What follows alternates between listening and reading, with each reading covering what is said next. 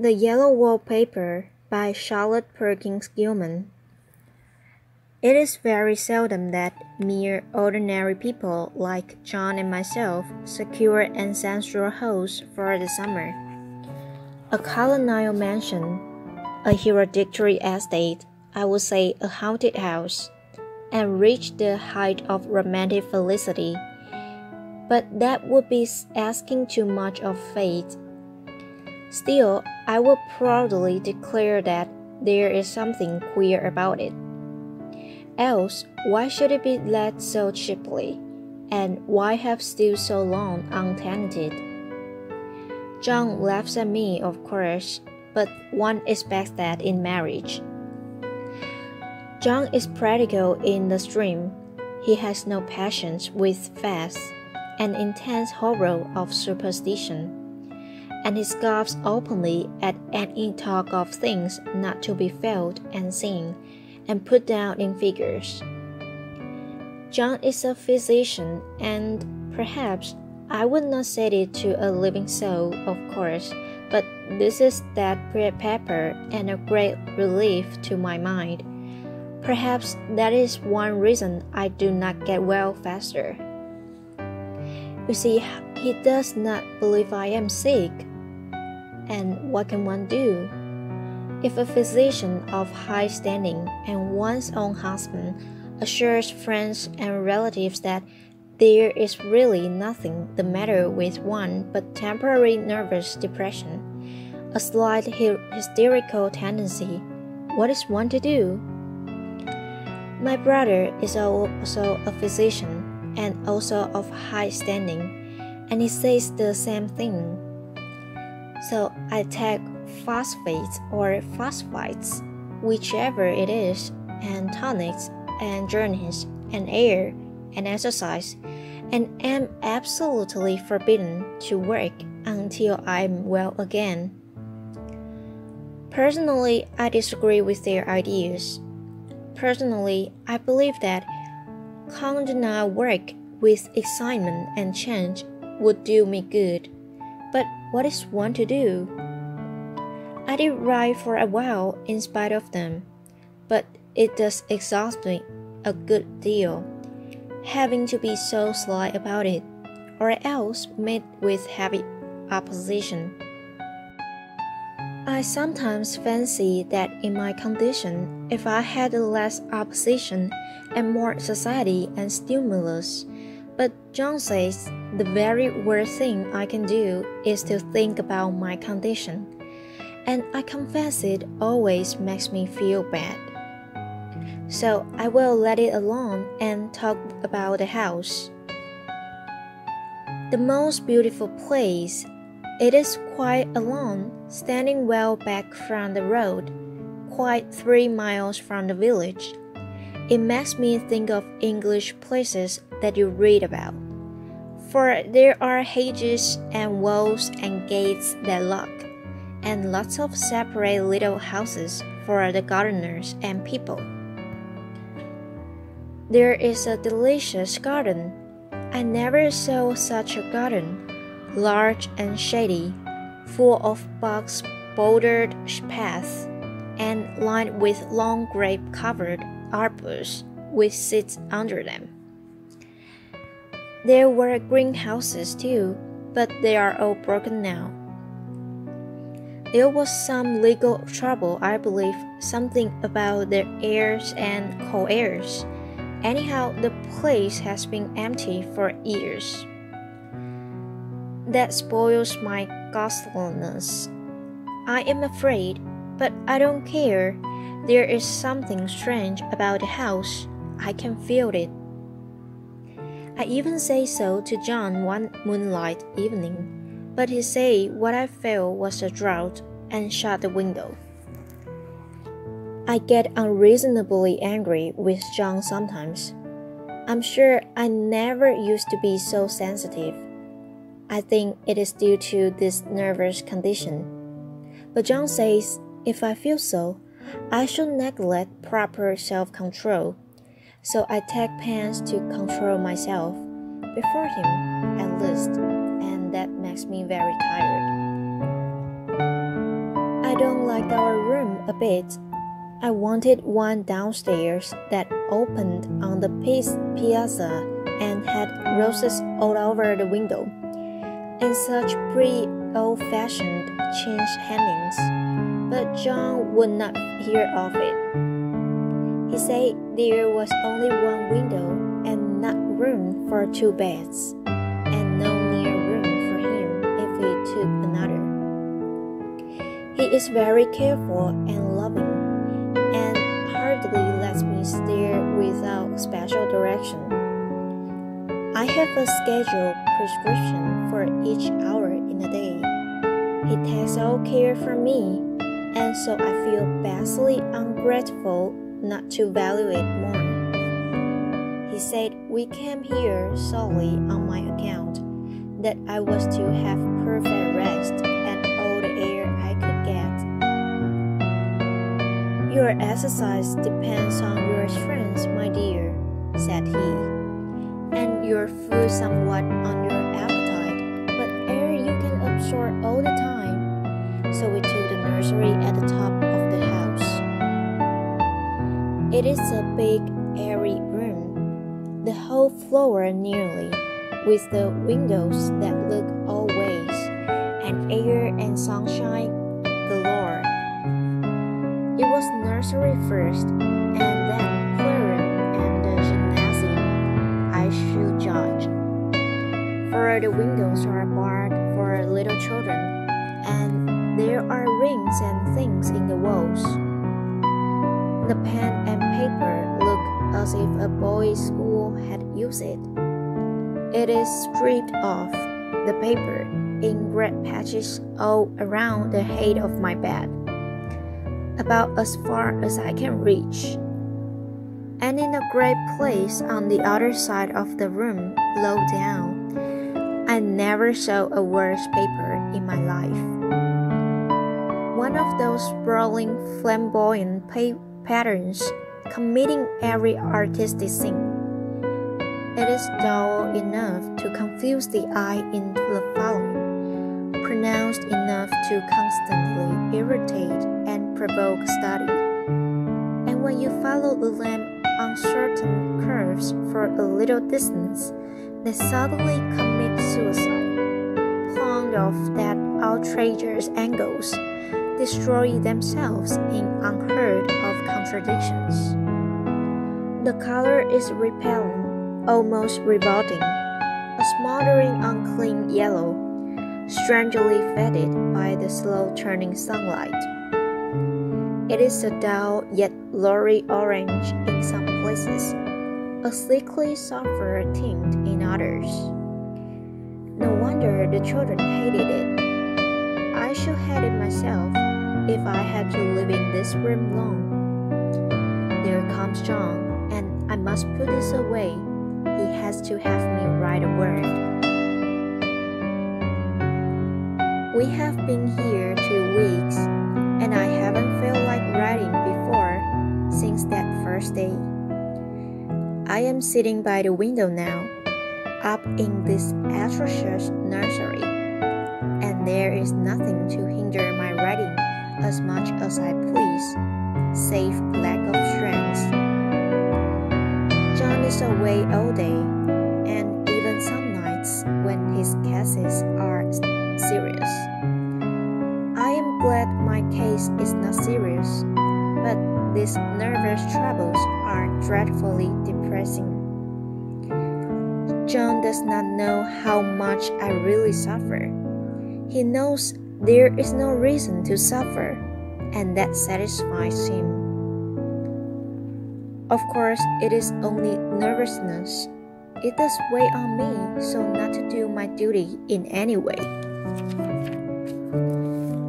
I'm meant to be such a help to John, such a real rest and comfort, and here I am, a comparative burden already. Nobody would believe what an effort it is to do what little I am able to dress and entertain, and other things.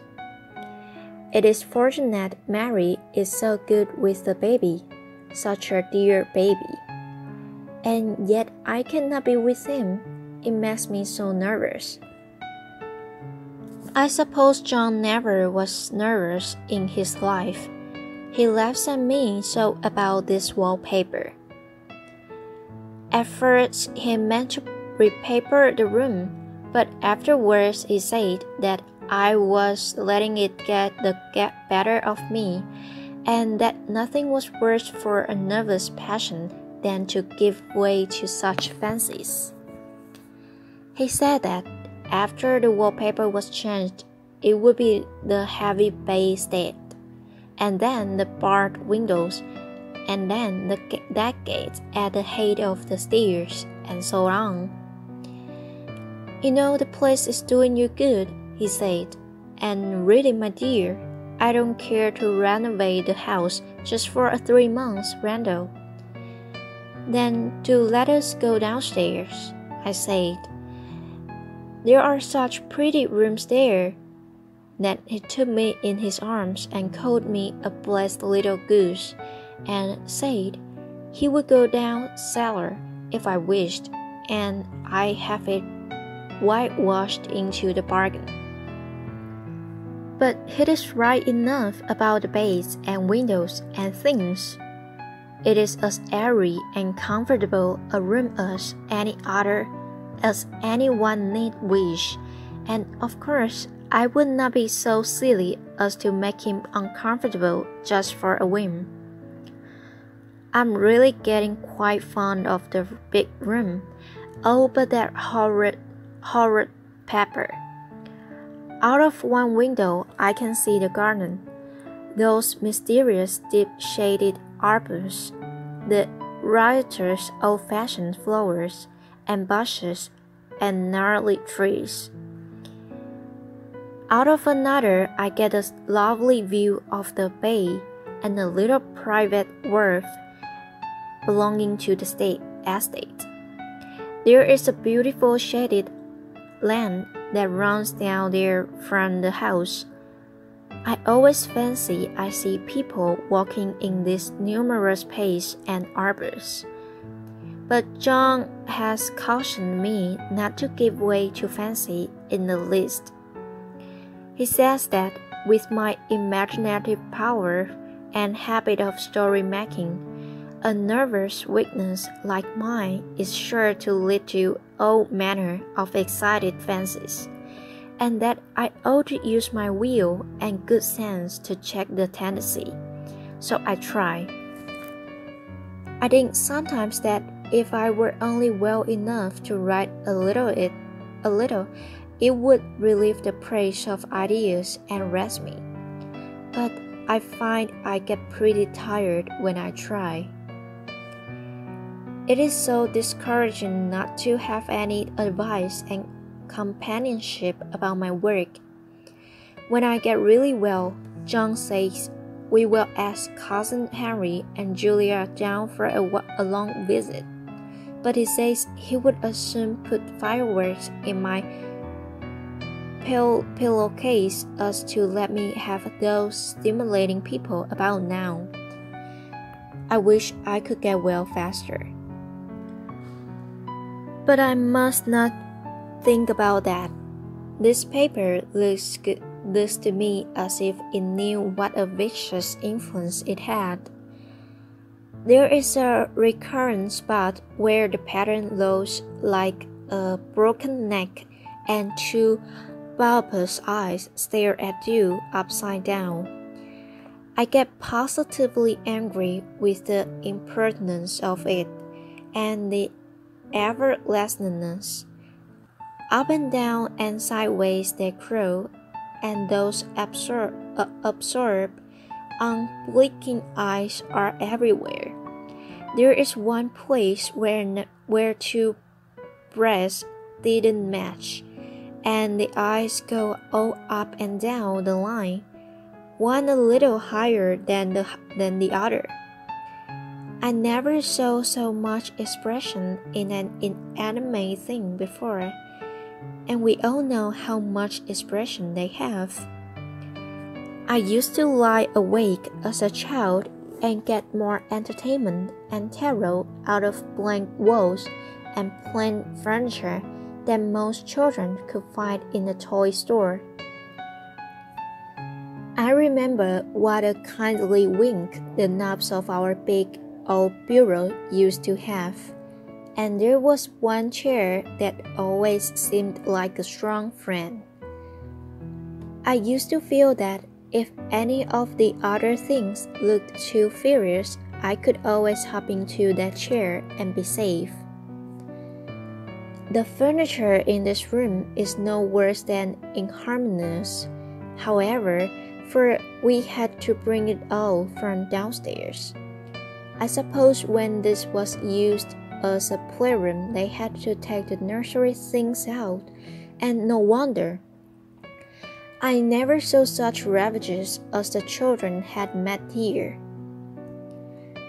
The wallpaper, as I said before, is torn off in spots, and it sticks closer than a brother. They must have had perseverance as well as hatred. Then the floor is scratched and gouged and splintered. The plaster itself is dug out here and there, and this great heavy bed, which is all we found in the room, looks as if it had been through the walls.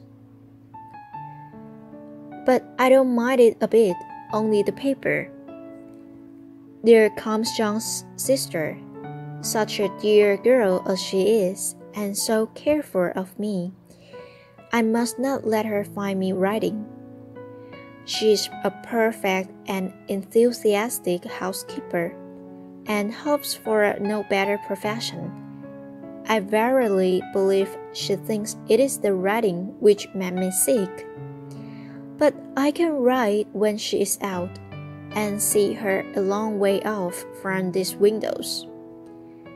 There is one that commands the road, a lovely shaded winding road, and one that just looks off over the country. A lovely country too, full of great elms and velvet meadows. This wallpaper has a kind of sub-pattern in a different shade, and a particularly irritating one, for you can only see it in certain lights, and not clearly then. But in the places where it isn't faded and where the sun is just so, I can see a strange, provoking, formless sort of figure that seems to scout about behind that silly and conspicuous front design. There's sister on the stairs. Well, the 4th of July is over. The people are all gone, and I'm tired out. John thought it might do me good to see a little company, so we just had Mother and Nellie and the children down for a week. Of course, I didn't do a thing. Jenny sees to everything now. But it all tired me all the same. John says if I don't pick up faster, he shall send me to Weir Mitchell in the fall.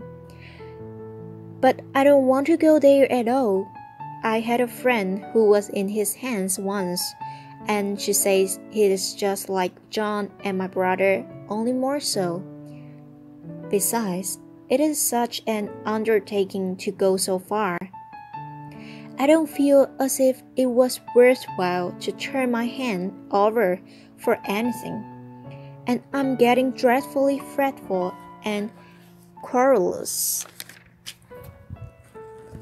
I cry at nothing, and cry most of the time. Of course, I don't when John is here, or anybody else, but when I am alone. And I am alone a good deal just now. John is kept in town very often by serious cases, and Jenny is good and lets me alone when I want her to. So I walked a little in the garden or down that lovely lane, sit on the porch under the roses, and lie down up here a good deal. I'm getting really fond of the room in spite of the wallpaper. Perhaps because of the wallpaper. It dwells in my mind so. I lie here on this great immovable bed. It is nailed down, I believe, and follow that pattern about by the hour. It is as good as gymnastics. I assure you, I start, we'll say, at the bottom, down in a corner over there where it has not been touched, and I determine for 1,000 times that I will follow that pointless pattern to some sort of a conclusion. I know a little of the principle of design, and I know this thing was not arranged on any laws of radiation or ordination or repetition or symmetry or anything else that I ever heard of. It is repeated, of course, by the breeze, but not otherwise. Looked at in one way, each breeze stands alone, but bloated curves and flourishes, a kind of debased romanesque, with delirium tremens, go waddling up and down in isolated columns of a fatuity. But on the other hand, they connect diagonally, and the sprawling outlines run off in great slanting waves of optic horror, like a lot of swallowing seaweeds in full chase. The whole thing goes horizontally too, at least it seems so, and I exhaust myself in trying to distinguish the odor of its going in that direction. They have used a horizontal breeze for a frieze, and that adds wonderfully to the confusion. There is one end of the room where it is almost intact, and there, when the crow's lights fed and low sun shines directly upon it, I can almost fancy radiation after all, and the interminable grotesques seem to form around a common center and rush off in headlong plunges of equal distraction. It makes me tired to follow it. I will take a nap, I guess. I don't know why I should write this. I don't want to. I don't feel able. And I know John would think it absurd. But I must say what I feel and think in some way. It is such a relief. But the effort is getting to be greater than the relief. Half the time now I am awfully lazy and lie down ever so much.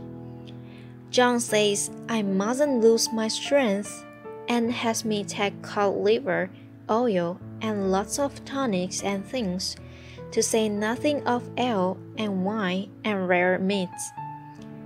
Dear John, he loves me very dearly and hates to have me sick. I tried to have a real earnest, reasonable talk with him the other day, and tell him how I wish he would let me go and make a visit to Cousin Henry and Julia. But he said I wasn't able to go, nor able to stand it after I got there, and I did not make out a very good case for myself, for I was crying before I had finished. It is getting to be a great effort for me to think straight. Just this nervous weakness, I suppose.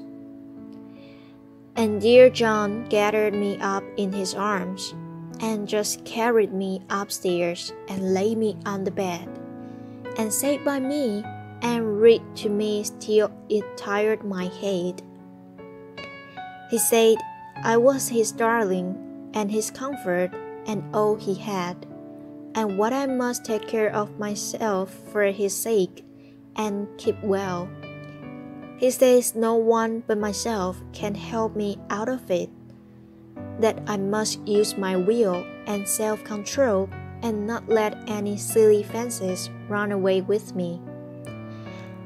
There's one comfort, the baby is well and happy, and does not have to occupy this nursery with the horrid wallpaper. If we had not used it, that blessed child would have. What a fortunate escape! Why, I wouldn't have a child of mine, an impressionable little thing, live in such a room for words.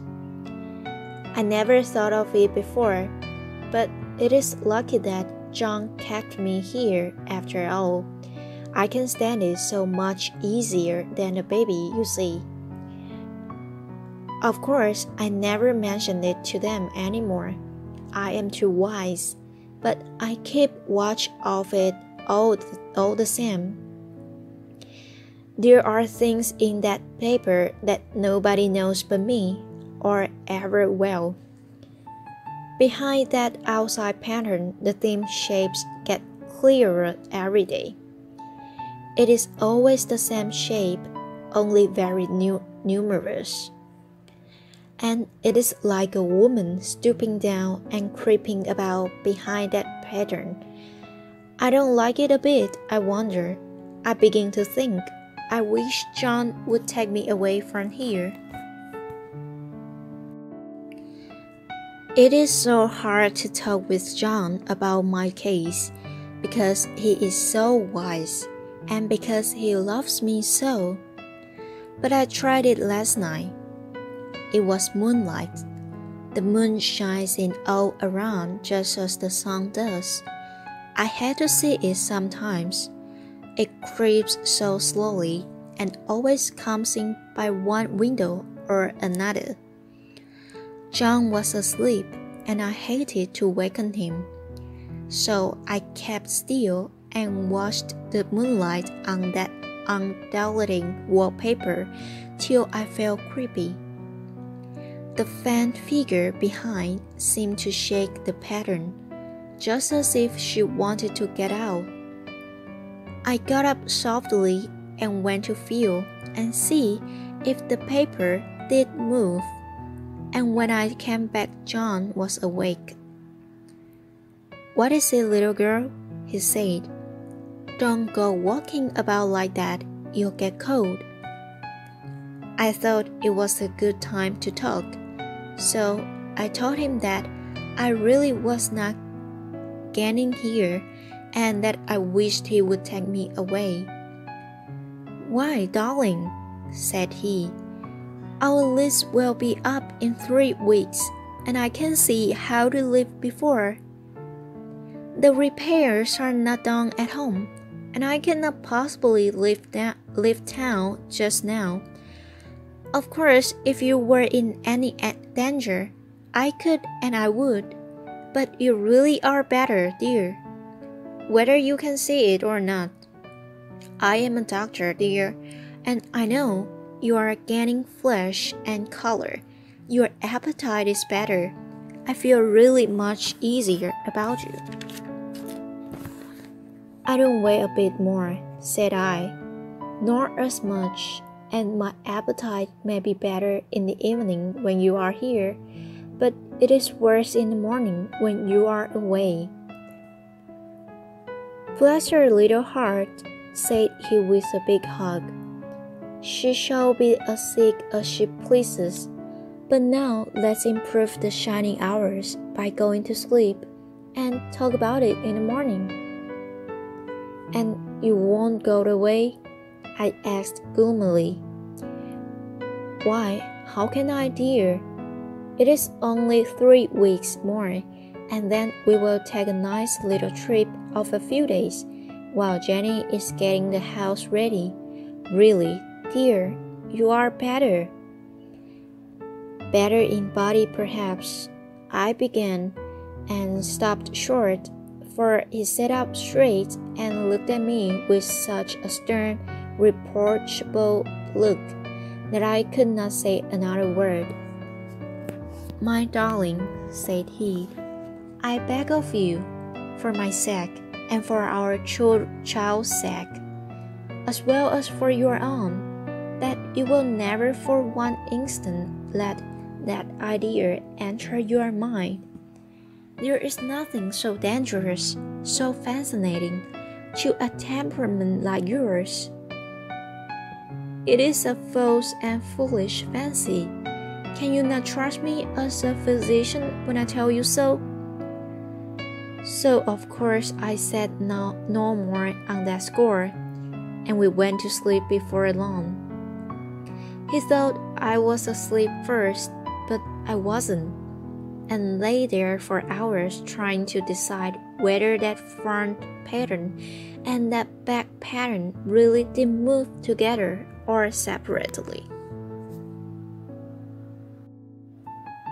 On a pattern like this, by daylight, there is a lack of sequence, a difference of law, that it is a constant irritant to a normal mind. The color is hideous enough and unreliable enough and infuriating enough, but the pattern is torturing. You think you have mastered it, but just as you get well underway in following, it turns a back somersault and there you are. It slaps you in the face, knocks you down, and trembles up upon you. It is like a bad dream. The outside pattern is a florid arabesque, reminding one of the fungus. If you can imagine a toadstool in joints, an interminable string of toadstools, budding and sprouting in endless convolutions, why, that is something like it. That is sometimes. There is one marked peculiarity about this paper, a thing nobody seems to notice but myself, and that is that it changes as the light changes. When the sun shoots in through the east window, I always watch for that first long, straight ray. It changes so quickly that I never can quite believe it. That is why I watch it always. By moonlight, the moon shines in all night. When there is a moon, I wouldn't know it was the same paper. At night, in any kind of light, in twilight, candlelight, lamplight, and worst of all by moonlight, it becomes bars. The outside pattern, I mean, and the woman behind it is as plain as can be. I didn't realize for a long time what the thing was that showed behind that dim sub-pattern, but now I am quite sure it is a woman. By daylight she is subdued, quiet. I fancy it is the pattern that keeps her so still. It is so puzzling. It keeps me quiet by the hour. I lie down ever so much now. John says it is good for me and to sleep all I can. Indeed, he started the habit by making me lie down for an hour after each meal. It is a very bad habit, I am convinced, for you see I don't sleep. And that cultivates deceit, for I don't tell them I'm awake. Oh no. The fact is I am getting a little afraid of John. He seems very queer sometimes, and even Jenny has an inexplicable look. It strikes me occasionally, just as a scientific hypothesis, that perhaps it is the paper. I have watched John when he did not know I was looking, and come into the room suddenly on the most innocent excuses. And I've caught him several times looking at that paper, and Jenny too. I caught Jenny with her hand on it once. She didn't know I was in the room, and when I asked her in a very quiet voice, with the most restrained manner possible, what she was doing with the paper, She turned around as if she had been caught stealing and looked quite angry. Asked me why I should frighten her so. Then she said that the paper stained everywhere it touched, that she had found yellow smooches on all my clothes and John's, and she wished we would be more careful. Did not that sound innocent? But I know she was studying that pattern, and I am determined that nobody shall find it out but myself. Life is very much more exciting now than it used to be. You see, I have something more to expect, to look forward to watch. I really do it better and am more quiet than I was. John is so pleased to see me improve. He laughed a little the other day and said I seemed to be flourishing in spite of my wallpaper. I turned it off with a laugh. I had no intention of telling him it was because of the wallpaper. He would make fun of me. He might even want to take me away. I don't want to leave now until I have found it out. There is a week more, and I think that will be enough. I am feeling ever so much better. I don't sleep much at night, for it is so interesting to watch developments, but I sleep a good deal in the daytime. In the daytime, it is tiresome and perplexing. There are always new shoots on the fungus, and new shades of yellow all over it. I cannot keep count of them, though I have tried conscientiously. It is the strangest yellow, that wallpaper. It makes me think of all the yellow things I ever saw, not beautiful ones like buttercups, but all foul, bad yellow things. But there is something else about that paper, the smell. I noticed it the moment we came into the room, but with so much air and sun, it was not bad. Now we have had a week of fog and rain, and whether the windows are open or not, the smell is here. It creeps all over the house. I find it hovering in the dining room, skulking in the parlor, hiding in the hall, lying in wait for me on the stairs. It gets into my hair. Even when I go to write, if I turn my head suddenly and suppress it, there is that smell, such a peculiar odor too. I have spent hours in trying to analyze it to find what it smells like. It is not bad at first and very gentle, but quite the subtlest, most enduring odor I ever met. In this damp weather, it is awful. I wake up in the night and find it hanging over me. It used to disturb me at first. I thought seriously of burning the house to reach the smell. But now I am used to it. The only thing I can think of that is it is the color of the paper, a yellow smell. There is a very funny mark on this wall, low down near the mopboard, a streak that runs round the room. It goes behind every piece of furniture except the bed, a long, straight, even smudge, as if it had been rubbed over and over. I wonder how it was done and who did it, and what they did for. Round and round and round, round and round and round, it makes me dizzy. I really have discovered something at last. Through watching so much at night, when it changes so, I have finally found out. The front pattern does move, And no wonder. The woman behind shakes it. Sometimes I think there are a great many women behind, and sometimes only one. And she crawls around fast, and her crawling shakes it all over. Then in the very bright spots she keeps still, and in the very shady spots she just takes hold of the bars and shakes them hard. And she is all the time trying to climb through, but nobody could climb through that pattern. It strangles so.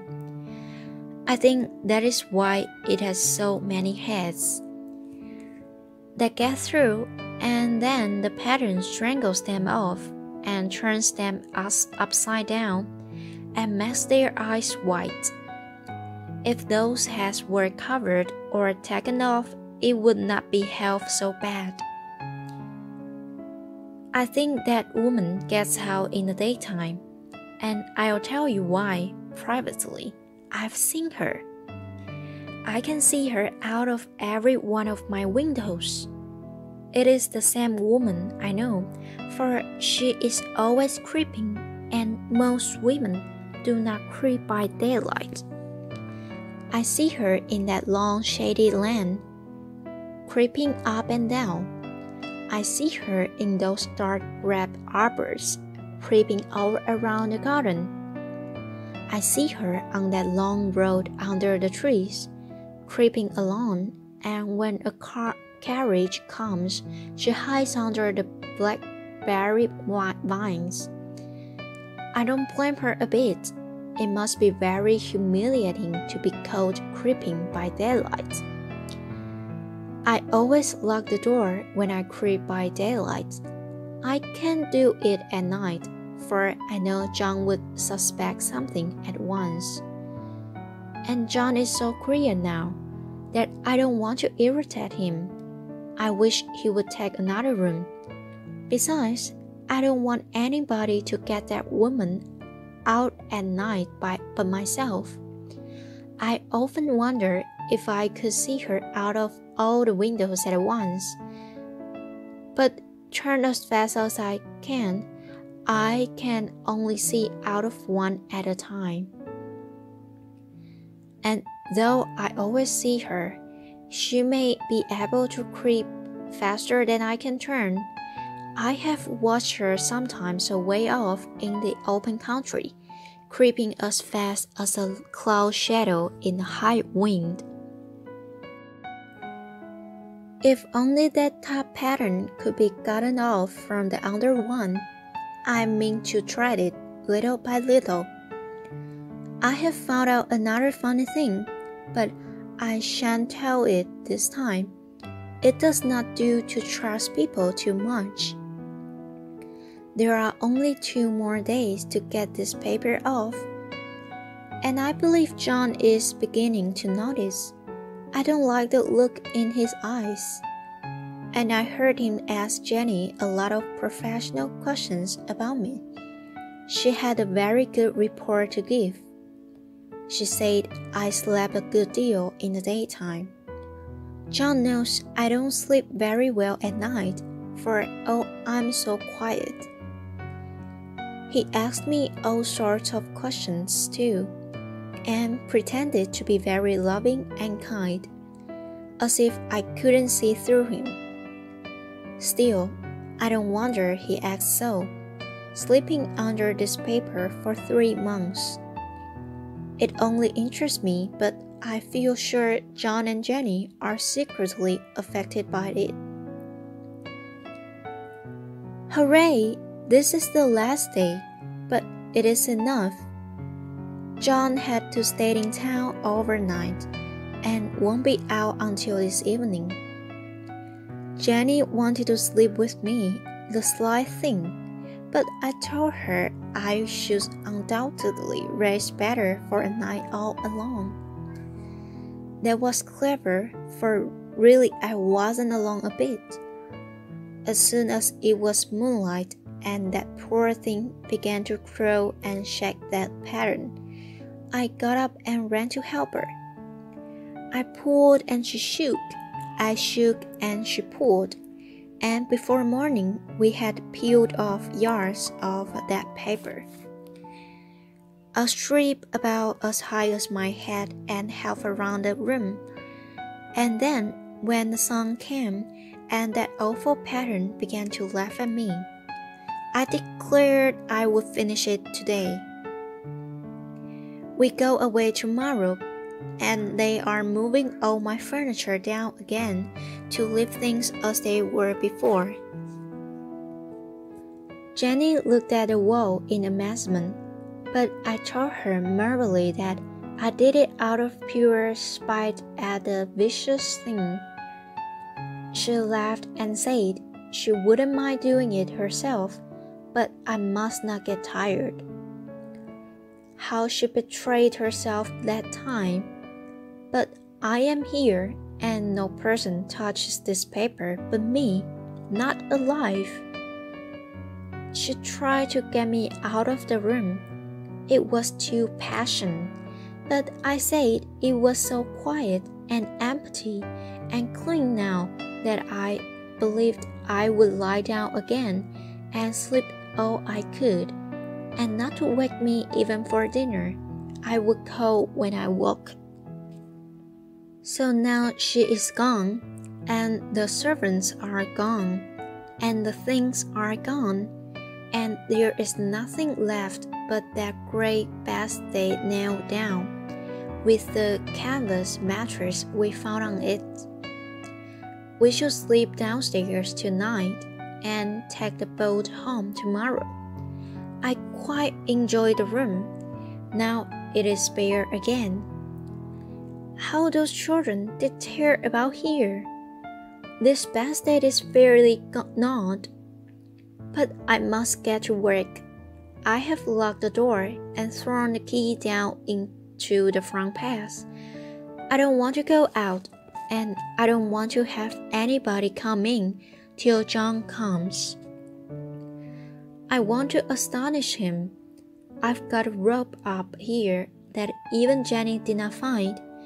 If that woman does get out and tries to get away, I can tie her. But I forgot I could not reach far without anything to stand on. This bed will not move. I tried to lift and push it until I was slammed, and then I got so angry I bit off a little piece at one corner, but it hurt my teeth. Then I peeled off all the paper I could reach standing on the floor. It sticks horribly, and the pattern just enjoys it. All those strangled heads and bulbous eyes and waddling fungus grows just shriek with derision. I am getting angry enough to do something desperate. To jump out of the window would be a memorable exercise, and the bars are too strong even to try. Besides, I wouldn't do it. Of course not. I know well enough that a step like that is improper and might be misconstrued. I don't like to look out of the windows even. There are so many of those creeping women, and they creep so fast. I wonder if they all come out of that wallpaper as I did. But I am securely fastened now by my well-hidden rope. You don't get me out in that road there.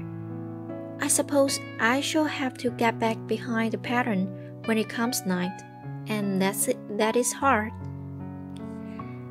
It is so pleasant to be out in this great room and creep around as I please. I don't want to go outside. I won't, even if Jenny asks me to. For outside, you have to creep on the ground, and everything is green instead of yellow. But here, I can creep smoothly on the floor, and my shoulder just fits in that long smooch around the wall, so I cannot lose my way. Why, there's John at the door. It is no use, young man. You can't open it. How he does coat and pound! Now he's crying for an axe. It would be a shame to break down that beautiful door. John, dear, said I in the gentlest voice. The key is down by the front steps, under a plantain leaf. That silenced him for a few moments. Then he said, very quietly indeed, Open the door, my darling. I can't, said I. The key is down by the front door under a plantain leaf. And then I said it again, several times, very gently and slowly, and said it so often that he had to go and see, and he got it of course and came in. He stopped short by the door. What is the matter? He cried. For God's sake, what are you doing? I kept on creeping just the same, but I looked at him over my shoulder. I've got out at last, said I, in spite of you and Jan, and I've pulled off most of the paper, so you can't put me back. Now, why should that man have fainted? But he did, and right across my path by the wall, so that I had to creep over him every time.